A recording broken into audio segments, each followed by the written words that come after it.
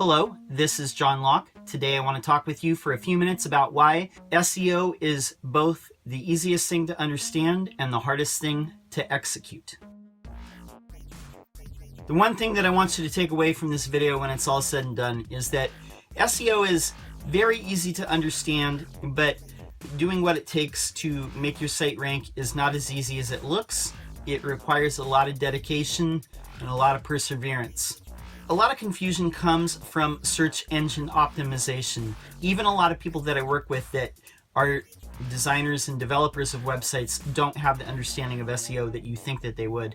And a lot of the clients or prospects that I meet, they either see SEO as snake oil because they've been burned by previous companies, or their understanding of it is based on things that worked in the early 2000s. In modern SEO, to get the best rankings, you really have to be the best result. There's no shortcut to it. There's no gaming the system. You really have to be the best. So in my philosophy, there's basically three legs to the table of SEO. You have to have the best content around a subject and answer questions completely. You must have a robust link profile from sites that are topically relevant to your site and be generating some sort of buzz around your brand. And lastly, you have to have good user experience, and that means everything from the design of your site is appealing. It doesn't have to be the most cutting edge, but it does have to reflect the professionalism of your brand. Your website cannot look like a piece of junk that you don't care about. Your site has to load fast. People have to be able to find what they're looking for quickly and efficiently. And there's more to it than that, obviously, but those are the basic things. And if you master those things, you'll find that it's very hard to execute on all of those. And most people do not have the resolve to do it, which is why they do not rank. So let's break it down. Content. This is where most brands, most companies that I see that want to rank fall short. You cannot rank a site against big brands. You're not going to outrank them unless you really commit to ongoing content. Now, a lot of people will ask, how much content should I put on my site? Here's the thing with content. When you're writing blog posts, when you're putting out YouTube videos like this one, all of that is going back into your website, your brand. Those are assets that should be pulling in traffic for years to come. A lot of business owners that I talk to, they have years, dozens of years, decades of years of knowledge stored in their brain, but most of them don't take time to sit down and write. Your organization somewhere has that experience stored up, that knowledge. You have to find a way to get it out and put it on your website. How much content is enough? Well, look at the biggest brand that you're trying to knock off or you're trying to get up above. Most of these brands have thousands of pages. Some of them might have millions of pages of content. You might not need to do that much, but you have to do ongoing content strategy. Look at the other competitors that are in your space that are comparable to what you're doing and look at how their content strategy is. Are the ones that you keep seeing, are they publishing on a regular basis? How often are they publishing? Once a week? Once a month? 3 times a week? Let's just take one example and we'll just say industrial supplies. Harbor Freight, they're a low price leader. They're kind of like the Walmart of industrial supplies. That's fine. But one thing that they do, they have a subdomain on their website where they publish a new blog post every day where it talks about you can use this tool here to get this job done, and then they link back to the tool that's on their regular website. These are things that help build up their brand. Not every single blog post that they write is going to rank. Most of them don't, but a certain percentage of them do, like 5%.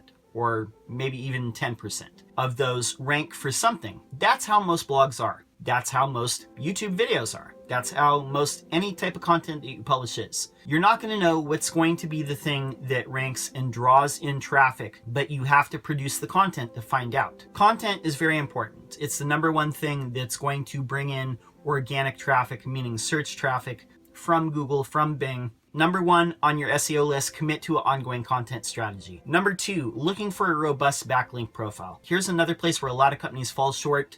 Building links is not a bad thing. A lot of people don't take the time to do it. They might have some basic links that you get for having a business, like your Yelp, Manta, Better Business Bureau, those type of things. But beyond that, they really don't do anything to generate buzz. Here's a little secret. If you produce good content that answers questions that people have, Sometimes you're going to get links because people will put that in a forum when people are asking for a question. If you happen to rank on page 1 for that, people might put that in a forum. They might share it with their friends via email or Facebook, and eventually you're going to get links. It's really hard to get links without content, so they kind of go hand in hand. You have to have the content in place to get the links most of the time.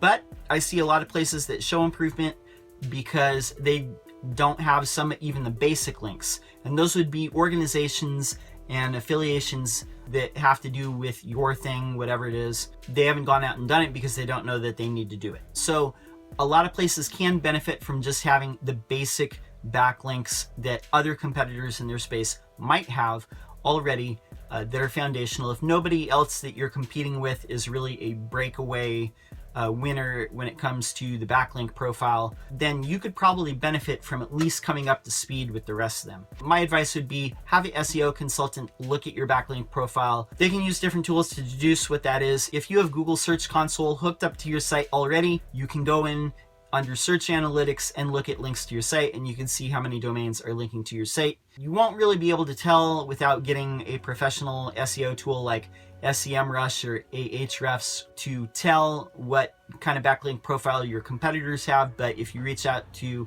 an SEO consultant, they might be able to tell you that and just give you an idea. The third thing, when it comes to UX, user experience, how pleasant is your site to be on? Now, if your site looks like it was last built and designed in the year 2000, then you're probably decades behind everybody else. Your site, at a minimum, needs to be mobile friendly, needs to load fast, needs to have at least a decent looking design.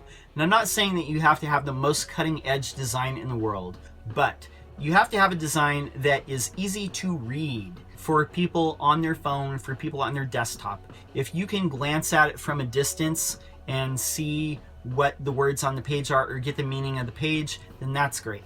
Design does play a role, and it is an indicator of how much you care about your brand. It is going to influence how long people stay on the page, which in turn is going to influence how Google perceives your site. Always be thinking about ways to improve your site. Like I said, most companies that I know, they redesign their site about every 2 to 4 years. And other things that I would say that go into influencing your rankings would be how much buzz you're building around your brand. Are you doing things that are noteworthy, newsworthy?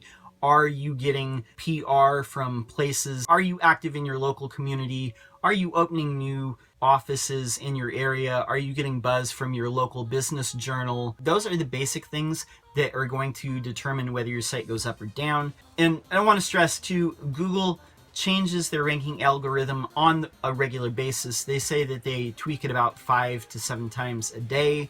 They're always running experiments, and now that they're folding in artificial intelligence to the algorithm as well, that's going to fluctuate a lot more. You really want to be looking at long-term trends, not just the short-term, did you go up or down like over a couple days, but on a long-term basis, are you going up or are you going down on the longer curve? The biggest things you can do, have a decent site, really invest in ongoing content, build your brand, be proactive in that. I beg you. Look for links from other sites. And again, building publicity for your brand. My name is John Locke. My business is Lockedown Design and SEO, and we help manufacturing and industrial firms with their rankings. We help them drive organic search through Google and Bing to their site, helping them get more requests for quotes. If you have an SEO question that you'd like to see us answer, go ahead and leave it in the comments below. We'll answer it out in a future video for you. Until next time, peace. 3 legs of the table: content, links, user experience.